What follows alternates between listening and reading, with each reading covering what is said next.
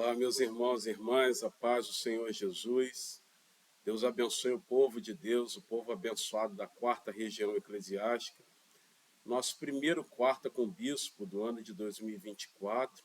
Conseguimos, com a graça de Deus, vencer o ano de 2023, concluindo o primeiro ano dessa transição de liderança na quarta região, de um novo projeto e uma nova etapa pastoral para mim. Eu tiro como conclusão do primeiro ano um tempo aceitável, um tempo em que eu pude ver muitos desafios, mas ao mesmo tempo muitas sinalizações de possibilidades e frutos em Deus. Entro no ano de 2024 e espero que você, junto comigo, tenhamos muitas expectativas de coisas grandes que Deus tem para fazer. Essa semana nós estamos fechando a agenda de atividades da região. Nós já deveríamos até ter divulgado essa agenda na semana passada, mas vamos fazê-lo até o final dessa semana. E vendo cada programação, percebendo para onde estão sendo direcionados os atos ministeriais da quarta região, através das secretarias, dos ministérios regionais, das atividades que, como bispo, eu tenho para realizar esse ano, dos congressos das federações, do concílio regional, que vai acontecer no final de novembro, início de dezembro. Eu já crio muitas expectativas de coisas significativas que Deus quer e pode fazer. E quando eu falo que Deus quer fazer e pode fazer, e quando eu não digo que Deus vai fazer, é porque Deus sempre condicionou a ação dele através das nossas vidas a uma disponibilidade nossa. Então, se eu me disponibilizar, se eu me colocar disponível para Deus fazer aquilo que Ele quer fazer e Ele pode fazer através de mim, isso vai acontecer. Agora, se Deus quiser fazer e eu der uma resposta negativa para Deus, então isso não vai acontecer através da minha vida. Então, por isso que eu sempre digo coisas que Deus quer fazer e que Deus pode fazer, e não na impossibilidade, incapacidade, incompetência divina, mas na minha indisponibilidade para Deus fazer através de mim. Então, eu espero que você, bem como eu, estejamos nesse ano de 2024 com muitas expectativas daquilo que Deus quer e pode fazer através das nossas vidas, para que a gente chegue no final desse ano que está começando dizendo que Deus fez grandes coisas por nós e por isso estamos alegres nele. Quero que você curta, comente, compartilhe esse vídeo para que muitas pessoas possam ter acesso a ele. Às vezes eu fico impressionado que nós temos muitas visualizações, mas num número muito desproporcional, com curtidas e também comentários e interação nesse vídeo. Então, peço que você faça isso. Já que você chegou até aqui, já que você está assistindo, já que você está sendo abençoado, abençoada, curta e compartilhe isso com o número de pessoas que você possa ter a convicção de que elas estão sendo impactadas pela palavra de Deus como você está. Hoje eu quero compartilhar a palavra de Deus com vocês a partir de um texto bíblico muito conhecido, mas que eu tenho certeza que Deus quer falar conosco através dele, que é Mateus capítulo 18, versículo 19. Mateus 18, 19. Diz assim o texto: também vos digo que se dois de vós concordarem na terra acerca de qualquer coisa que pedirem, isso lhes será feito pelo meu Pai que está nos céus. Se dois de vocês concordarem na terra acerca de qualquer coisa que pedirem, isso será feito pelo meu Pai que está nos céus. Esse texto é fantástico porque ele fala de uma concordância que Deus espera que nós tenhamos aqui na terra para que no mundo espiritual, onde as coisas de fato acontecem, possam se revelar na nossa vida. E eu quero falar sobre isso nessa oportunidade, nesse primeiro quarta com bispo do ano de 2024. Um tempo profético para nós, de início de uma nova caminhada. Eu quero falar sobre concordância. Jesus, nesse texto que nós acabamos de ler, ele nos dá uma instrução muito preciosa. A instrução que ele nos dá é: quando há concordância na terra, ou seja, que é a ação humana, o céu, que é a ação divina, se mobiliza em apoio ao nosso objetivo. O texto é muito explícito e claro em dizer que tudo que nós concordarmos aqui na terra será feito pelo Pai que ouve a oração. Ou seja, aqui na nossa ação humana, se tivermos concordância, Deus vai nos abençoar. Olha que instrução poderosa, olha que chave tremenda que Jesus está nos dando. Chave que pode abrir portas expressivas para nós no campo individual, na família, nos nossos negócios e naquilo que nos é comum na igreja. Concordar, escute o que eu vou te falar, concordar é estar disposto, é estar disponível a fazer a mesma coisa, a obter o mesmo resultado, a se envolver na mesma causa. Isso é concordância. Quando eu decido me envolver na mesma causa que você, eu estou concordando contigo. E no reino espiritual, no reino dos céus, existe uma luta muito constante entre a ação de Deus e a ação dos demônios, e ninguém, nenhum de nós, nem eu nem vocês, conseguimos ficar neutros nessa guerra. Não há neutralidade na batalha espiritual. Por mais que você não tenha os olhos abertos, por mais que você não tenha a clareza daquilo que está acontecendo no mundo espiritual, escute o que eu estou te falando. Não há neutralidade no mundo espiritual. Tanto é que Jesus deixou bem claro que se nós estivermos agradando uma dessas forças, nós, por consequência natural, estaremos desagradando a outra força, a força oposta. Ou seja, de forma muito explícita, se eu estou agradando a Deus, eu desagrado o diabolos, o adversário, comumente chamado de diabo. Se eu favoreço o diabo e os seus princípios, eu estou aborrecendo a Deus. Isso é muito claro, isso é muito natural. Não há neutralidade no mundo espiritual. E uma grande arma que nós podemos usar nessa batalha é quando nós estamos em concordância com os nossos irmãos e irmãs à fé. Pessoas que possuem o mesmo desejo, a mesma vontade em Deus de cumprir propósitos. Escute o que eu estou te falando. A nossa concordância com os outros irmãos e irmãs nos fortalece nessa luta. E o princípio da unidade de propósitos vai gerar a força que nós precisamos para vencer batalhas. Eu fico muito indignado quando eu percebo que essa arma espiritual não é usada com tanta incisividade pelas pessoas, pelas igrejas, por irmãos e irmãs à fé. Porque esse é um tesouro que Deus nos deu. Até o reino espiritual maligno, até a força no reino espiritual maligno, a força de demônios, reconhecem esse princípio espiritual e trabalham contra ele. Por que o diabo trabalha tanto contra a nossa unidade? Por que o diabo, às vezes, até distorce na alma de pessoas coisas que são faladas? Eu já vi isso acontecendo aos montes. Um irmão ou uma irmã fala uma coisa e a outra pessoa interpreta de uma maneira totalmente diversa daquilo que de forma tão clara foi falado. Por que o diabo empreende tanto esforço em gerar desunião entre nós? Porque ele sabe que o dia que nós nos unirmos em propósitos, a bênção de Deus se manifestará de forma muito categórica. Então eu gostaria de chamar a sua atenção nesse início de ano para essa arma espiritual que eu desejo que todo o meu rebanho, todo o rebanho que Deus tem me confiado, entenda de uma vez por todas. Pastores, pastoras, membros, leigos da igreja, todos nós entendamos de uma vez por todas que a unidade é uma ferramenta espiritual poderosíssima na batalha espiritual. Se nós usarmos a concordância como algo ao nosso favor, não há poderio do inferno, não há poderio maligno, demoníaco que possa impedir aquilo que Deus quer fazer. Guarde isso. Até o reino espiritual entende e respeita esse princípio. E os demônios e o diabo entendem e respeitam esse princípio de forma tão categórica que eles trabalham de forma muito incisiva contra a nossa unidade. Quer ver alguns princípios que eu quero compartilhar com você? Primeiro é o que está lá em Eclesiastes 4, de 9 a 12. Eu não vou ler o texto, mas só fazer menção dessa referência bíblica de Eclesiastes 4, quando o texto diz que é melhor serem dois do que um. Isso é um princípio espiritual, uma ferramenta espiritual poderosa. É melhor serem dois do que um.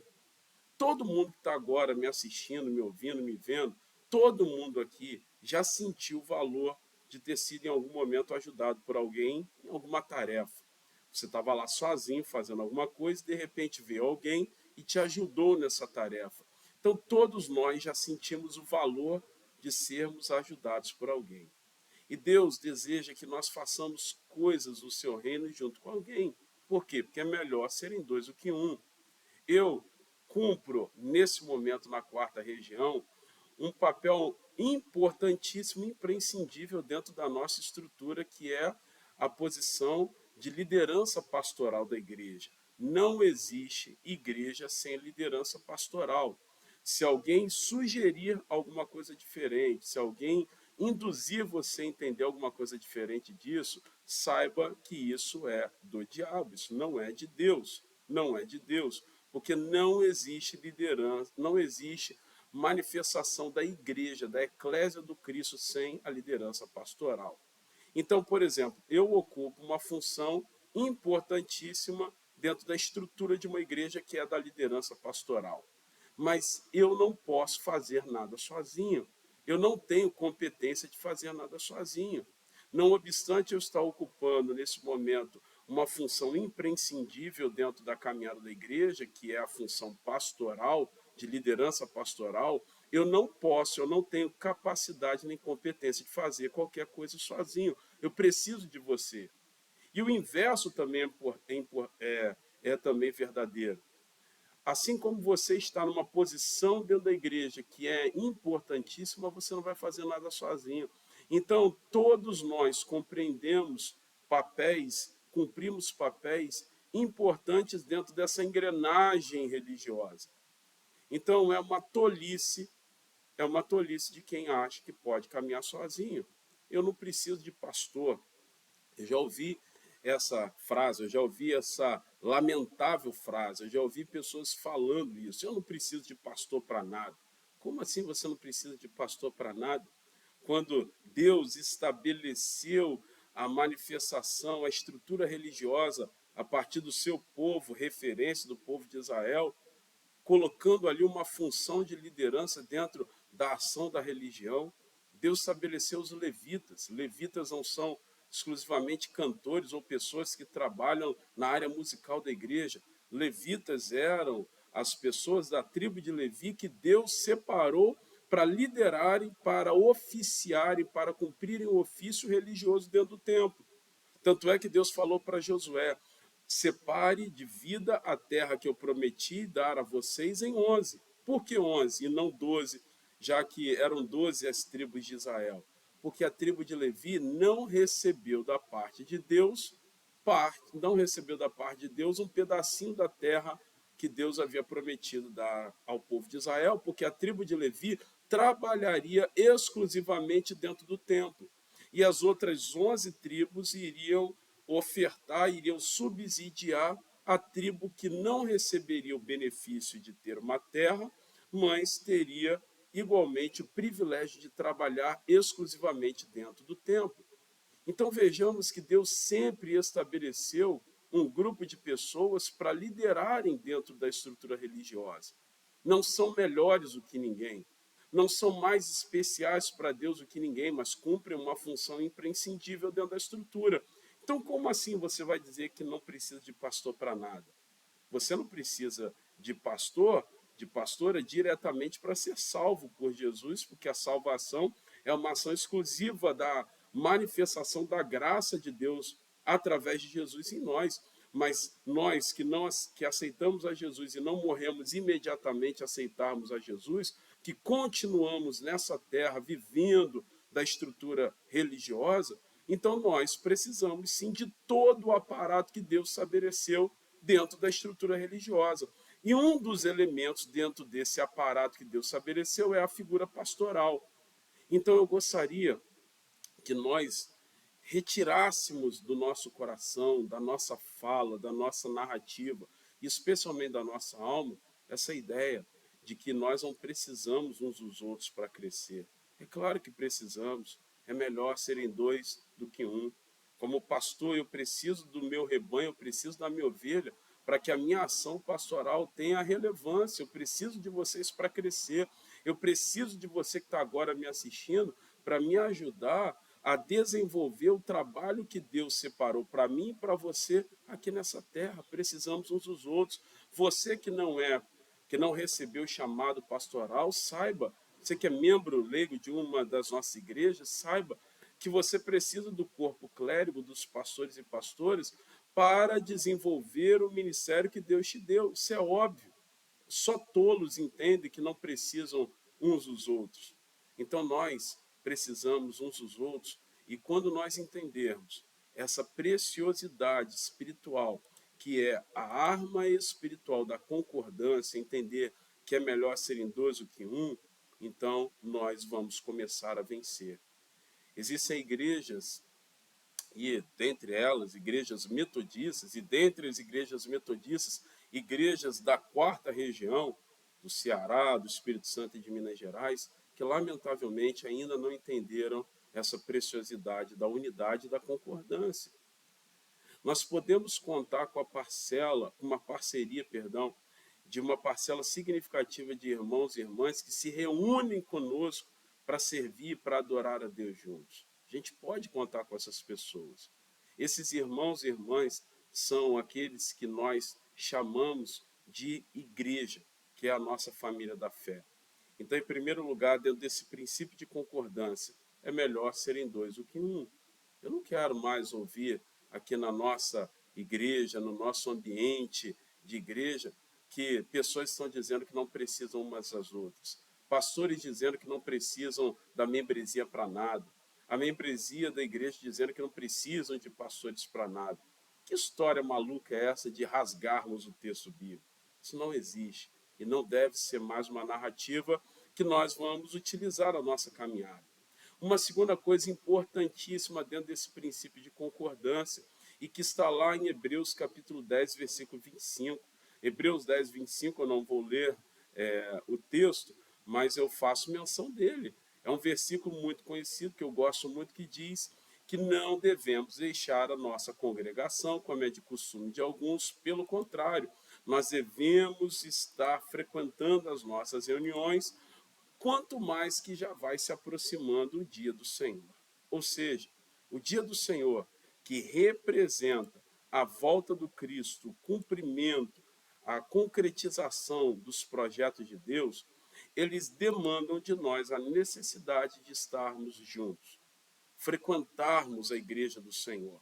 Uma outra esparrela, uma outra mentira, uma outra tolice que andam dizendo por aí, é que nós não precisamos mais da igreja para nada. Não precisamos dos irmãos e irmãs, não precisamos de pastores e também não precisamos de igreja. Isso é uma mentira. Isso é rasgar o texto bíblico. Isso é ignorar a sabedoria de Deus, que decretou em Hebreus capítulo 10, versículo 25, que nós não devemos abandonar a nossa congregação, como é costume de alguns. Então, frequentar a reunião da igreja nos fortalece na fé. Um dos cuidados que nós devemos ter nesse momento em que nós precisamos fortalecer a nossa fé, é estarmos desenvolvendo a prática de estarmos juntos no mesmo ambiente. Quando nos reunimos como irmãos e irmãs na casa do Pai, na igreja, no templo, no ambiente físico que nós chamamos de templo, de igreja, nós ali recebemos instruções juntos, alimentamos-nos uns aos outros. É verdade, sim, a frase que alguns falam que igreja não salva ninguém. Concordo, igreja, como templo, como estrutura religiosa, não salva diretamente ninguém. Eu já falei sobre isso aqui, o que salva é a fé na ação salvífica de Cristo, através da graça dele na cruz. É isso que salva pessoas. Mas a reunião na igreja, estarmos juntos, nos fortalece, estimula mutuamente a igreja a continuar no caminho do Senhor. Uma das decisões mais acertadas que você pode fazer a partir desse dia, dessa reunião que nós estamos tendo aqui, desse momento de transmissão da quarta com o bispo, é fazer com que a sua vida esteja conectada a outras pessoas no ambiente presencial da igreja, nas reuniões da igreja. Nós saímos especialmente nesse ano de 2023 que acabou, nós saímos no ano passado daquele ambiente onde a pandemia do novo coronavírus era protagonista. Então, desde o ano passado, o coronavírus não é mais protagonista. Então, nós saímos de um período onde precisávamos estar reclusos no momento pontual, tivemos ali o boom dos cultos online, mas isso já acabou, isso já passou. Você não tem mais qualquer justificativa para não estar junto. Estarmos juntos significa que estamos em concordância, sendo alimentados juntos. Nesse ano que está começando, decida estar vinculado a uma igreja local, a um ministério específico, trabalhando, servindo a Deus. E por fim, uma última coisa que eu quero falar sobre concordância é a unidade na oração. A unidade na oração como potencial espiritual. Isso para mim está muito claro em Atos capítulo 12, onde diz o texto bíblico de 4 a 17, versículos de 4 a 17, que falam do potencial de homens e mulheres que se reuniram para orar juntos e coisas sobrenaturais aconteceram. Esse texto de Atos 12, que eu estou me referindo, fala da experiência da igreja que começou a orar enquanto Pedro estava preso. Pedro estava encarcerado, a igreja começou a orar incessantemente por ele, intensamente por ele, e Deus mandou um anjo para livrar Pedro da prisão. As cadeias se romperam, a cela tremeu e Pedro então foi livre daquela prisão. A igreja que nós frequentamos, ela tem esse potencial de ser um ambiente de oração conjunta. E a oração comunitária é uma ferramenta poderosa, de crescimento da igreja.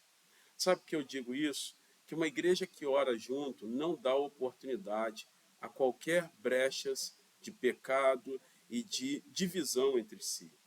Quando eu oro junto com você por motivos comuns, nós não damos oportunidade a estarmos nos bicando aí nos corredores da igreja. Uma igreja que ora junto, que tem a oração comunitária como ferramenta poderosa de uma arma espiritual, é uma igreja que prospera e vence. Porque essa igreja não dá brechas para outras coisas secundárias e que não são prioridade e importância para a igreja. Eu estou te chamando como vosso pastor, como vosso líder aqui na quarta região, a estabelecermos no ano de 2024, o ano da concordância, um ano de estarmos juntos nos propósitos, um ano de estabelecermos a unidade nos propósitos. E eu tenho certeza que se em cada programação, se em cada ambiente que Deus vai gerando para estarmos recebendo instruções juntos, se nós estabelecemos que esses ambientes serão ambientes de concordância, nada e ninguém poderão impedir a ação de Deus através das nossas vidas e nas nossas vidas. Quero orar por você, concluindo esse primeiro quarta com o bispo do ano de 2024. Vamos orar por concordância. Senhor, em nome do Cristo, eu te agradeço, porque aqui, junto com os meus irmãos e irmãs, nós estamos vivendo um tempo de concordância. Nós estamos vivendo um tempo de reconhecer que somente na unidade dos propósitos é que nós vamos vencer e nós vamos avançar. Que a tua bênção se estabeleça na vida desse meu irmão e dessa minha irmã.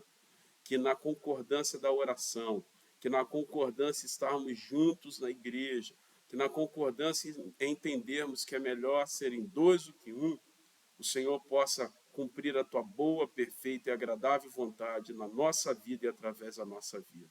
Que não haja espaço, Deus, para cada um puxar para a sua própria conveniência aquilo que deve glorificar única e exclusivamente o teu nome. É a oração que eu faço, em nome santo e poderoso de Jesus. Amém. Meus irmãos e irmãs, eu espero que vocês possam estar debaixo de uma expectativa muito grande para esse novo ano que está começando. Quarta com o bispo, todas as quartas-feiras nós vamos ter, ainda nesse ano de 2024, esse tempo de 20 e poucos minutos, às vezes um pouquinho mais, um pouquinho menos, mas esse tempo curto de compartilhamento de princípios da palavra de Deus, onde eu espero poder ser um instrumento de Deus para você. Deus te abençoe. Não saia dessa transmissão sem curtir, sem comentar e sem compartilhar esse link com o número máximo de pessoas que você conheça. Na próxima quarta-feira, se Deus assim nos permitir, estaremos mais uma vez juntos. Fiquem na paz. Deus vos abençoe.